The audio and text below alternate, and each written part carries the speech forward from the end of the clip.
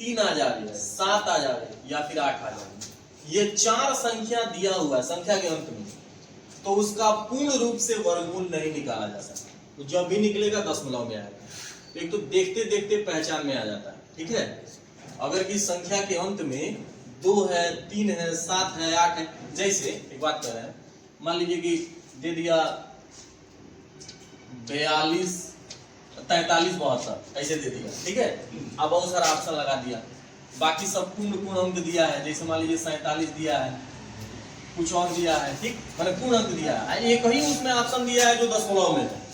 तो आपके एक तो ऑप्शन के हिसाब से ये दिमाग में जाएगा ना कि लास्ट में 2 है, पूर्ण रूप से वर्गमूल नहीं निकलता है, दशमलव में आएगा। तो कुछ प्रश्न ऑप्शन से हम लोग सही करते हैं, ठीक है। ये बात क्लियर हो गया। तो किस किस संख्याओं का पूर्ण रूप से वर्गमूल नहीं निकाल पाएंगे? जिस संख्या का अंत में 2 हो, 3 हो, 7 हो या फिर 8 हो, ठीक है। इतना बात याद रहेगा। चलिए इसको हटा लेते हैं। अब एक चीज देखिए, समझिएगा बहुत ध्यान से।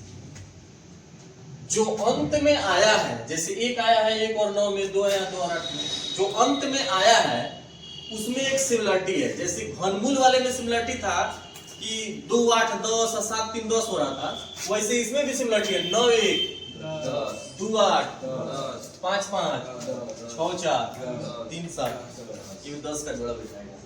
तो एक पहचानने का तरीका ये निकल जाता है कि अगर एको को कम से कम मिल गया, एक ठो मिल गया, तो दूसरा 10 में से घटा लेंगे। हमको मतलब किससे है? अंत से ही मतलब है, अंत से मतलब है, ठीक है। इतना बात समझ में आ गया।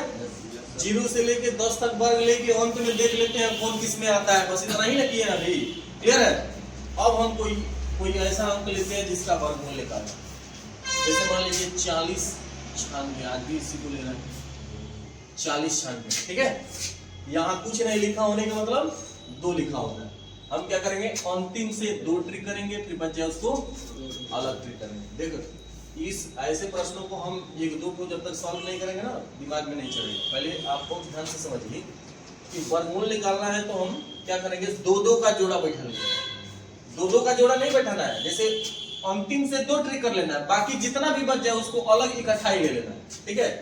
जैसे 40 96 में हमारे पास 2 इधर बच गया था तो 2 इधर बच गया, इसलिए मैं 2 2 कर लिया।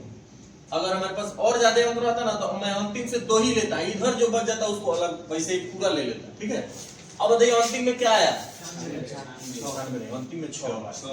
अंतिम में क्या आया? 6 किस में आता है? 4 6, 4 में और 6, 4 में और 6 में, ठीक।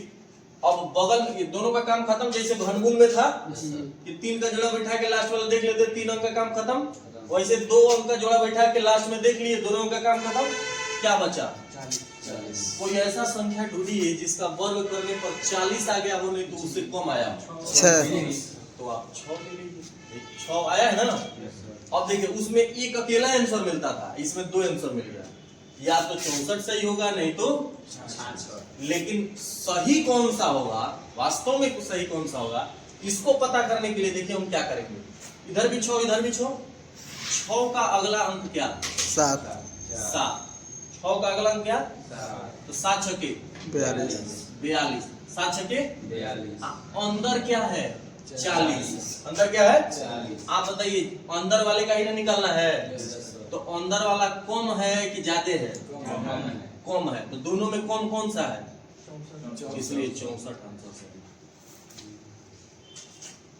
ठीक है।